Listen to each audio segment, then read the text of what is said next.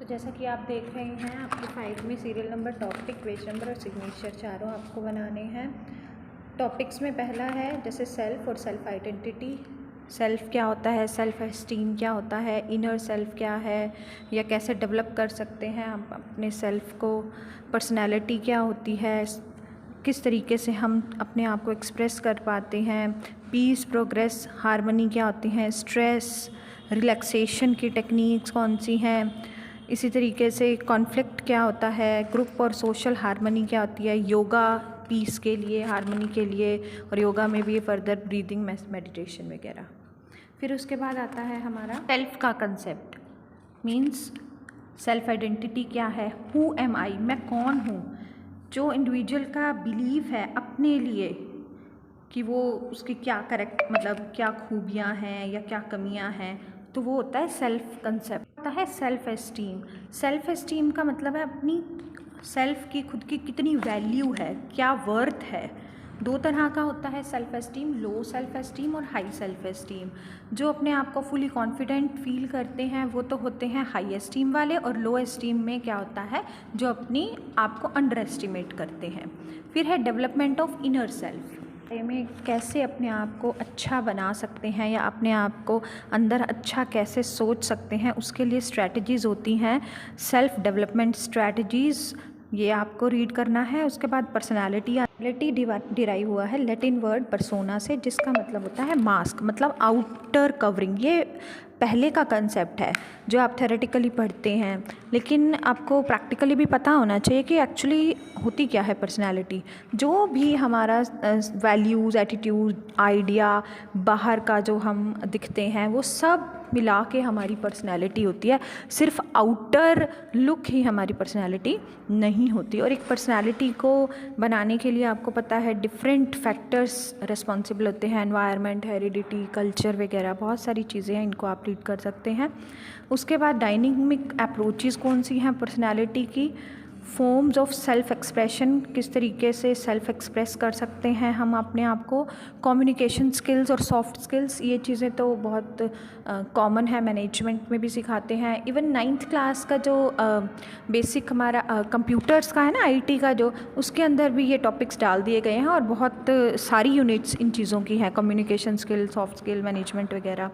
योगा वगैरह में भी आप पढ़ते हैं, साइकोलॉजी में भी ये सारे टॉपिक्स, और वैसे भी साइकोलॉजी में जो अंडरस्टैंडिंग द सेल्फ है, सारे टॉपिक्स जिसने एमए साइकोलॉजी वगैरह करी हुई है वो नॉन हैं उन सारे टॉपिक से। हमारा टॉपिक है पीस, प्रोग्रेस एंड हार्मनी। इसके अंदर सब टॉपिक है लोकस ऑफ कंट्रोल। लोकस का मतलब होता है कि लाइफ के जो इवेंट्स होते हैं उनके रिजल्ट्स पे हमारा कितना कंट्रोल है। कई बार आपने देखा होगा, कई इंडिविजुअल्स बोलते हैं कि मैं फ़ेल हो गया, ये रीज़न था, मैम ने जल्दी पेपर ले लिया, या कोई और फैक्टर्स को वो जिम्मेवार ठहरा देते हैं। लेकिन कई लोग होते हैं अपनी असफलताओं का जो है ठीकरा दूसरों के ना सर फोड़ के, बल्कि सोचते हैं कि क्या कमी मुझ में रह गई। तो ये था लोकस है हमारा स्ट्रेस मैनेजमेंट। उससे पहले स्ट्रेस तो हमें सबको ही पता है कि जो दबाव हम काम का अपने ऊपर महसूस करते हैं या किसी बात का, वो स्ट्रेस। सिंपल भाषा में स्ट्रेस मैनेजमेंट, ये चीज़ जाननी मेरे ख्याल से ज़्यादा ज़रूरी है कि स्ट्रेस को मैनेज करना। सिंपल भाषा में आप बता सकते हैं टेक्निक्स कौन कौन सी होती हैं। रिलैक्सेशन की, ब्रीदिंग एक्सरसाइज हो सकता है, मेडिटेशन हो सकता है, योगा, म्यूज़िक, कोई भी ऐसी थेरेपी जैसे एरोमा थेरेपी, खुशबू से रिलेटेड, हाइड्रोथेरेपी पानी से रिलेटेड होती है। तो इनको बहुत ज़्यादा डीप में इन टॉपिक्स को ना करके आप हल्का हल्का सा रीड आउट कर लेंगे। उसके बाद आता है हमारा सोशल इंटरेक्शन। एक ऐसा प्रोसेस होता है जिसके अंदर हम सोसाइटी में इंटरेक्ट करते हैं डिफरेंट काइंड ऑफ पीपल के साथ।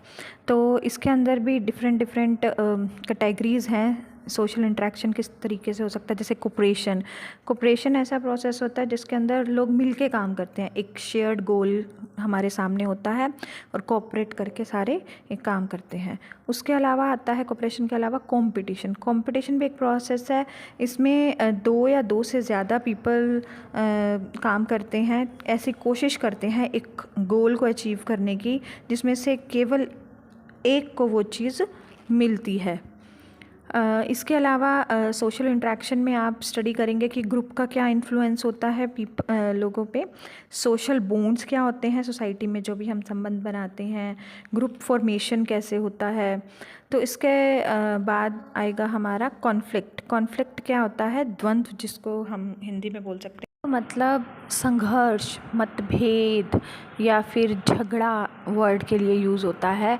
द्वंद्व का अगर जैसे शाब्दिक अर्थ लेते हैं ना, तो दो, मतलब कि जिसमें दो चीज़ों में टकराव। इसमें दो ओपिनियंस में भी टकराव हो सकता है, जैसे मेरा कुछ ओपिनियन है, मेरे हस्बैंड का कुछ और ओपिनियन है, और मेरा खुद अंदर मन में भी दो विचारों को लेकर के द्वंद्व हो सकता है। तो ये डिफरेंट टाइप का हो सकता है कॉन्फ्लिक्ट, डिफरेंट बेसिस पे। जैसे इंटर होगा तो दूसरे के साथ कॉन्फ्लिक्ट, इंट्रापर्सनल मतलब हमारे मन के अंदर ही विचार चल रहे हैं। इसी तरीके से अवॉइडेंस कॉन्फ्लिक्ट हो सकता है, अप्रोच अवॉइडेंस कॉन्फ्लिक्ट हो सकता है, अप्रोच कॉन्फ्लिक्ट हो सकता है। जैसे अप्रोच का एक एग्जांपल लेते हैं। जब मैं चाहती हूँ कि मैं शादी पे भी जाऊँ और मूवी देखने का भी मन है, तो दो काम है, दोनों का मन हो रहा है, तो द्वंद्व विचार में क्या है कि दोनों काम किए जाएं। ये है अप्रोच कॉन्फ्लिक्ट। उसके बाद जैसे है अप्रोच अवॉइडेंस कॉन्फ्लिक्ट। इसके अंदर जैसे मान लो मेरा शादी पे जाने का मन है और अवॉइड क्या करना चाह रही हूँ मैं? पढ़ाई। तो ये हो गया अप्रोच अवॉइडेंस कॉन्फ्लिक्ट। इसके अलावा हमारा होता है अवॉइडेंस मतलब दोनों सिचुएशंस हम अवॉइड करना चाहते हैं। जैसे एक एग्ज़ाम्पल हम ले सकते हैं कि जैसे हम अनएम्प्लॉयड भी नहीं रहना चाहते और कम सैलरी का वर्क भी नहीं करना चाहते, तो ये हो गया अवॉइडेंस कॉन्फ्लिक्ट। तो कॉन्फ्लिक्ट को रिजॉल्व करने के बहुत तरीके हो सकते हैं। पहला है हमारा विड्रॉल कॉन्फ्लिक्ट रेजोल्यूशन। विड्रॉल में क्या होता है कि हम इमोशंस को ज़्यादा इम्पोर्टेंस नहीं देते और हम ये सोचते हैं कि शायद सिचुएशन अपने आप नॉर्मल हो जाएगी या कॉन्फ्लिक्ट अपने आप ओवर हो जाएगा। उसके बाद आता है स्मूथ या एकोमोडेट। इसके अंदर इस टाइप की कॉन्फ्लिक्ट रेजोल्यूशन स्ट्रैटेजी में हम ये सोचते हैं कि सिचुएशन को स्मूथ आउट करें डिस्कशंस के थ्रू।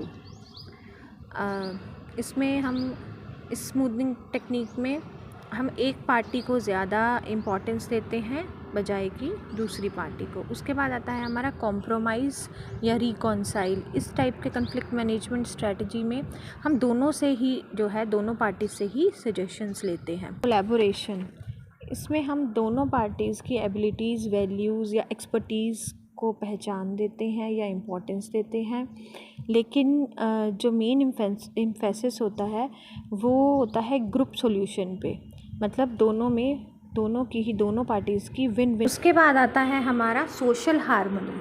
हार्मनी क्या होता है? कंपैटिबिलिटी इन ओपिनियन या एक्शन, मतलब समरूपता ओपिनियंस में या एक्शंस में एक ही मतलब बात कहना। सोशल हार्मनी क्या होता है? समाज में समरूपता या सद्भाव। इसके क्या क्या तरीके हो सकते हैं? अपने आसपास देखिए, सोचिए, समाज में आप किस तरीके से सद्भाव ला सकते हैं या एक दूसरे से किस तरीके से मेल जोल बढ़ा के और डिफरेंट इवेंट्स में इकट्ठे पार्टिसिपेट करके एक दूसरे की संस्कृति को समझकर।